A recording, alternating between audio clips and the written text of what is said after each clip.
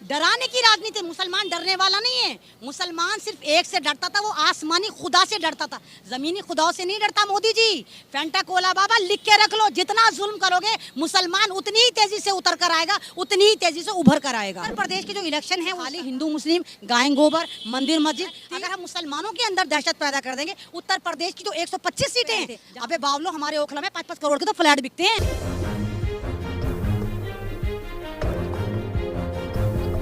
मामला प्रोटेस्ट में ये था, जैसे जिस तरह आप जानते हैं कि 4-5 दिन हो गए हैं, मौलाना खलीम सिद्दीकी साहब जो मुसलमानों के बहुत बड़े रहनुमा थे, वो भारत के ही नहीं इंटरनेशनल एक इनकी पहचान थी। और मौलाना खलीम सिद्दीकी साहब एक ऐसा नाम जिन्होंने हमेशा इस्लाम को दावत दी, इस्लाम की दावत दी, कलाम पाक को फैलाया, अल्लाह की बताई हुई तालीमात को फॉलो करने के तरीक़े बताए।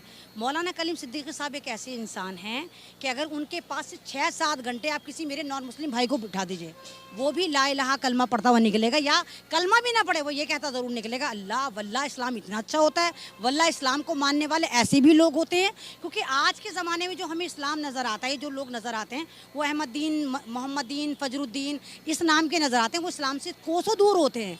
लेकिन मौलाना खलीम सिद्दीकी साहब ने एक मैसेज दिया दुनिया को कि देखो, ये जो हम फजूल खर्ची करते हैं, ये जो हम लग़वियात करते हैं, जो हम आपस में भाईचारे को ख़त्म करते हैं, हमारा इस्लाम इस वाली बात की सीख नहीं देता।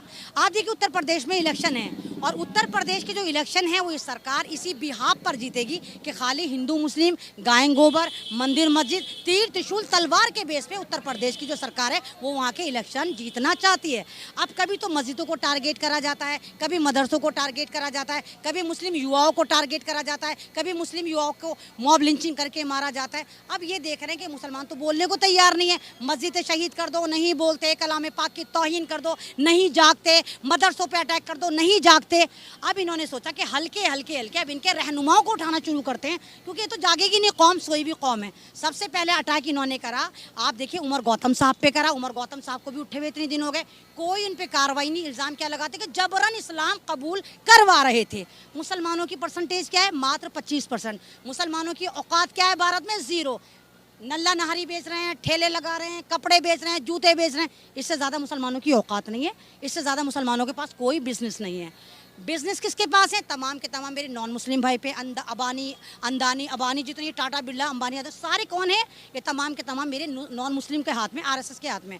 चलिए मैंने 1% माना कि मौलाना खलीम सिद्दीकी साहब जबरन धर्म परिवर्तन करा रहे थे। किस बेस पे करा रहे थे? उनके पास 3 करोड़ रुपए आए थे। अबे बावलो, हमारे ओखला में 5-5 करोड़ के तो फ्लैट बिकते हैं, सिर्फ 3 करोड़ पे वो जबरन इस्लाम कबूल करवा रहे थे। इंटरनेशनल फंडिंग हुई थी, इस बेस पर उनको एटीएस जाती है, मेरठ में उठा लेती है। यूपी पुलिस ने गिरफ्तार नहीं करा, उनको एटीएस ने गिरफ्तार करा। तो जाहिर सी बात है जो बंदा जहाँ है वहीं से दहाड़ निकालेगा। मौलाना खलीम सिद्दीकी साहब पे यूपी वालों का कॉपीराइट नहीं था। मौलाना खलीम सिद्दीकी साहब के लिए इस वक्त मेरे नॉन मुस्लिम भाई, मेरे सरदार भाई, मेरे दलित भाई, हर समाज के लोग चीख रहे हैं, चिल्ला रहे हैं है ना कि हम मुसलमान समाज में टेरर पैदा करना चाहते हैं, क्योंकि यूपी में इलेक्शन है और योगी सरकार को, हमारे फेंटा कोला बाबा को, फर्जी योगी को हार साफ नजर आ रही है। वही सोच रहा है अगर हम मुसलमानों के अंदर दहशत पैदा कर देंगे, उत्तर प्रदेश की जो 125 सीटें हैं जहां पर मुसलमान दिशा दुर्दशा तय करेगा, तो वहां पर मुसलमान डर जाएंगे। हाय अल्लाह, हमारे रहनुमाओं को नहीं छोड़ा, हमारी मस्जिदों को नहीं छोड़ा,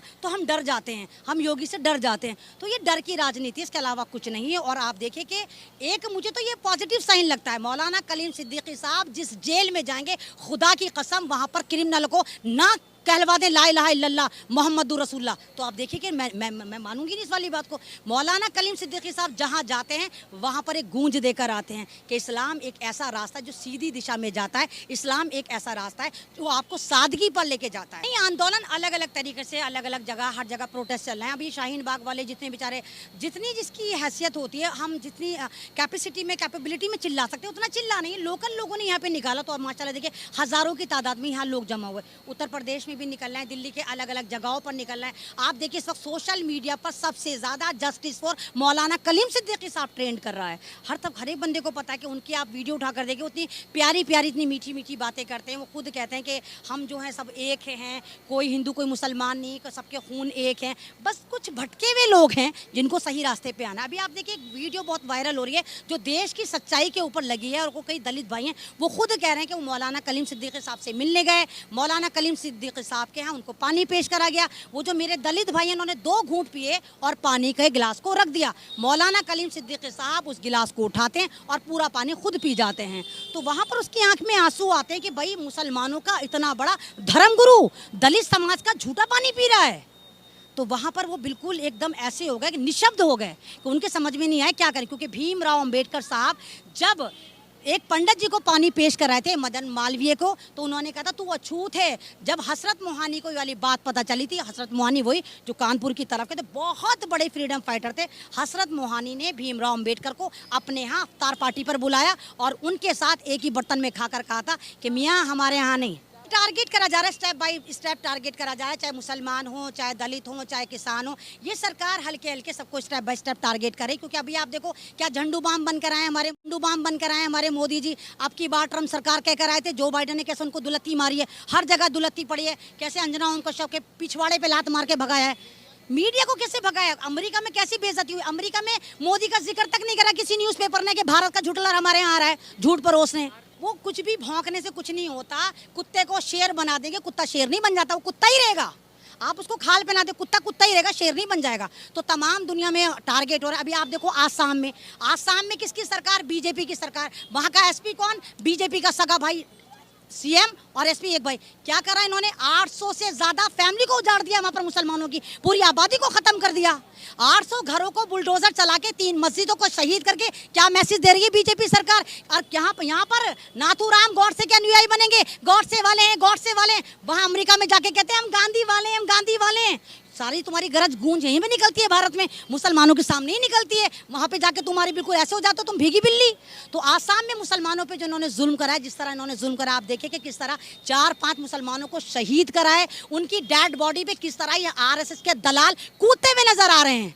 जानवर को कोई इतनी बुरी दरता नहीं मारता, इतनी बुरी बर्बरता से कोई जानवर भी नहीं मारा जाता जितनी बर्बरता से मुसलमानों के साथ ये भारत में सुलूक कर रहे हैं। किस लिए, ताकि भारत का मुसलमान डर जाए, ताकि मुसलमान जो है एक डर के चुप होकर बैठ जाए और हम उसे एक के बाद उठा के जेलों में डाल दें। किसी स्प्रिंग को आप कब तक दबाएंगे, कितना दबाएंगे। अगर जब वो हद से ज्यादा दबाएंगे तो वो इतना ऊपर उड़ेगा कि मोदी जी हाथ नहीं लगेगा।